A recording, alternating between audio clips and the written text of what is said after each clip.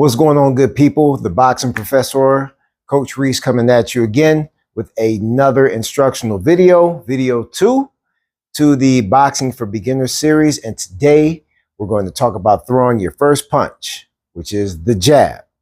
The jab is singularly the most important punch you can throw in boxing. Unfortunately, a lot of boxers have gotten so caught up into throwing the flashy and overpowering shots that they neglect the importance of a great jab. There are a few boxers out there right now who have great jabs. There is Abdullah Mason, great jab. Devin Haney, great jab. One of the best jabs I've seen in the past 10 years or so belonged to Gennady Golovkin, Triple G, great jab. Boxers who kind of sway away from the jab depend on other things that actually get hit a lot as well. So you've got Canelo Alvarez, who does not double his jab. He doesn't have a good jab. He's more depending on the one-shot scenario, and that causes him to get caught a lot right now because he doesn't move his head as well. The jab is the most important punch in boxing. It sets up things, it creates opportunities, it creates openings, and also creates reactions within your opponent if used correctly, so you can get a read on your opponent to know how to counter or set up opportunities. So you want to go back to the other video that I posted, you'll know how to stand in your boxing guard, which I'm going to get in right now. I'm getting in an orthodox stance with my left foot forward, right foot back, because I am a right-handed individual. If you want to know how to properly get into your boxing guard, check out the other video. I'll attach it also in the link. So when I'm in my boxing guard, 45 degrees, my jab is going to come off of my lead hand. So you extend out forward and you twist your fist. Now I'm going to stand in this position for a minute because there are a lot of things to actually take note of. One, notice that I tapped my foot as I shot forward. Two, notice that I turned my body as I projected my jab. Three, notice that I turned my fist as I projected my jab. Four, notice I didn't lift my head as I projected my jab. And five, my opposite hand did not leave my face as I project my jab. So those are key factors to take into account as you project your jab. As you retract your jab, notice I brought my foot back and I brought my hand back to my face. There are a lot of people who do not retract their jab effectively. And what happens is they get caught with the shot coming back. So what you'll see is what I call the locomotive. If you're not old enough to know what a locomotive is, look up a 1900s train and you'll see the motion that a locomotive makes. So the locomotive is when you get a read on someone and they jab and they drop under to retract. So instead of being straight like a spear and retracting, they'll jab and they'll roll under. The locomotive is a very bad habit in jabbing. It's going to get you hit. Your opponent's going to get timed on you, and they're probably going to throw a counter right or come over top with some sort of counter right. Another mistake made in jabbing is the playing the guitar. That's what I call it. So when people jab, they drop their hand and they're playing the guitar, getting their Jimi Hendrix on. You never drop this hand. At all times, no matter what type of combination you're throwing, no matter what type of punches you're throwing, when one hand is off of your face, the other one is on your face, regardless. I don't care what punch it is. Right now, it's the jab. So therefore, if my right hand is not engaged in actually throwing the shot, it needs to stay glued to my face. Hopefully that makes sense. So the projection of the jab is just as important as the retraction of the jab. You have to have a snap on the extension and the retraction, or you'll get caught. So what the jab should look like, this particular jab, because there are different variations of the jab. We'll get into that in other videos. However, when you're with your standard jab, you snap it and get back. Snap it get back. Snap it, get back. Notice my foot taps at the same time as the extension of the punch. Very important cue. Reason being, if my foot taps before or after my shot, it'll look like this. Extremely readable, right? That's the foot tap before. That doesn't even feel right. Neither one of them felt right. Hey, I'm trying to do it wrong. So, very readable, right? So, your footwork is the most important part when it comes to jabbing, punching, and boxing entirely. Boxing is more based on footwork than it is handwork. Your feet tell your hands what to do. It is one kinetic chain from the hips through the leg, from the feet through the legs to the hips and discharging through the arms. So your arms in boxing actually do the least work. So I'm going to turn to the side. If you remember, in your boxing guard, your back foot is supposed to be what? Up and elevated, not flat on the heel. Reason being, when you push forward on your jab, you have to push off of that back foot. If it's down and flat and grounded, that means you have to lift your foot to be able to push forward. So this right here is the footwork for jab.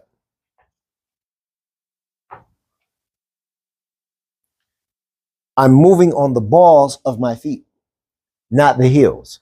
Never roll on it. Never do this. Not only is it ugly, but it's slow. You see that? I'm pushing off of the back foot because my heel's up and rolling on the front foot. Why do that when you can tap the foot? The balls of your feet are the fastest part of your feet. Okay? Also, like I said, on the back leg, you want to make sure that you're already up on the toe. Okay? If you're not up on the toe, you have to lift to project. Lift, project. Lift, project. And that's on this particular jab. So, back foot is up. I'm going to project forward on the ball of my foot. And then I'm going to retract.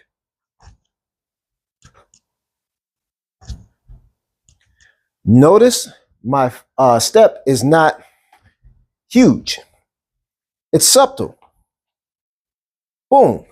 The bigger your step is, the slower your punch will be, which is why footwork is very important again. And you want to catch people at the end of your jab, not in the middle. You want to catch them at the extension. So what you want to do is take the small step and retract. If I take a big step, I'm going to do these jabs 4 times. I'm going to do 2 big step, and 2 small. Watch. Big and telegraphy, right? But here, snappy, fast, effective. Make sure you retract your hand. Make sure you stay on the balls of your feet. How to stay on the balls of your feet, or how to train to stay on the balls of your feet? Jump rope. This is why boxers jump rope. Jumping rope is very synonymous with boxing because of the footwork, because of the timing, and because of the coordination. If your footwork is terrible, then 9 times out of 10, you're going to be an easy opponent to defeat. The first thing that I do when I face an opponent or when I spar is I check out the footwork. Get a read on their footwork. You've got to read on the opponent, because their hands cannot do anything that their feet do not signal their hands to do. Feet are the most important part. So once again, I'll do it from the front. The jab, the single jab. Oh, Klitschko. Klitschko had it. Klitschko and Lennox Lewis. Of course, how could I disrespect the greats? Emanuel Stewart gave Vladimir Klitschko and Lennox Lewis 2 of the greatest jabs ever. Larry Holmes too.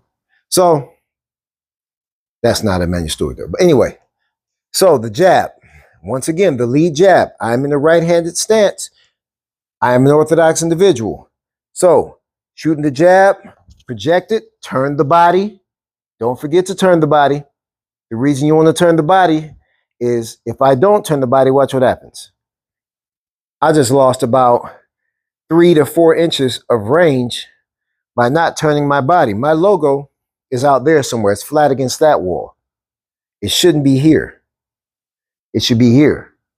So when you jab, not only do you tap your foot, you turn your hip as well, and you turn that chest flat against that wall over there, and you'll gain an entire, 4 to 5 inches of range there, right?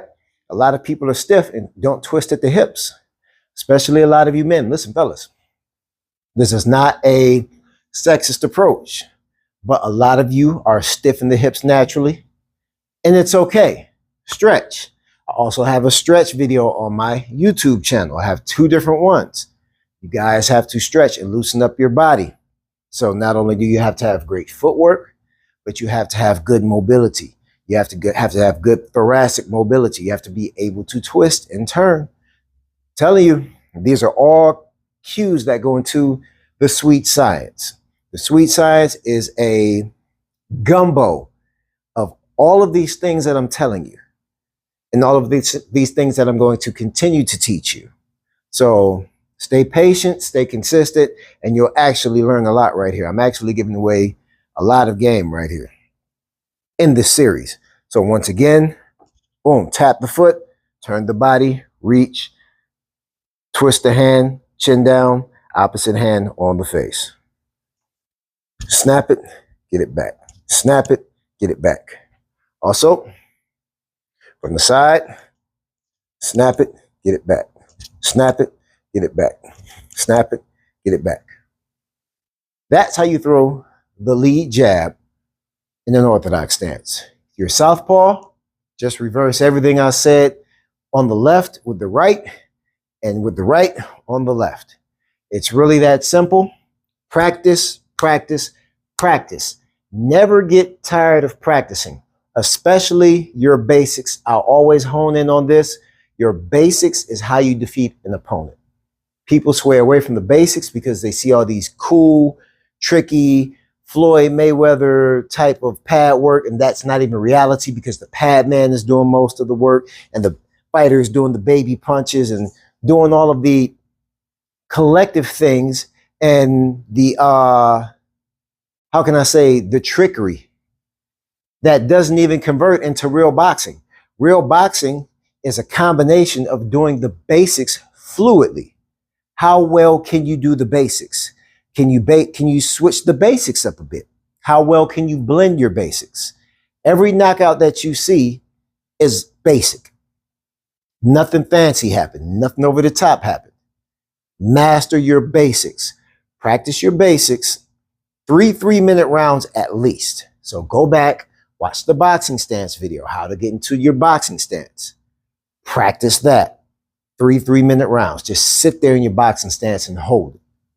With this video here, with your jab, 3 3-minute rounds of jabbing. You will never perfect anything, and there will always be areas of improvement that can happen. Even myself, as I look into the mirror or as I feel myself do something, there will always be small nuances that you can correct. So be patient with yourself and be consistent, and everything will happen for you. All right. Hopefully this video helps you out.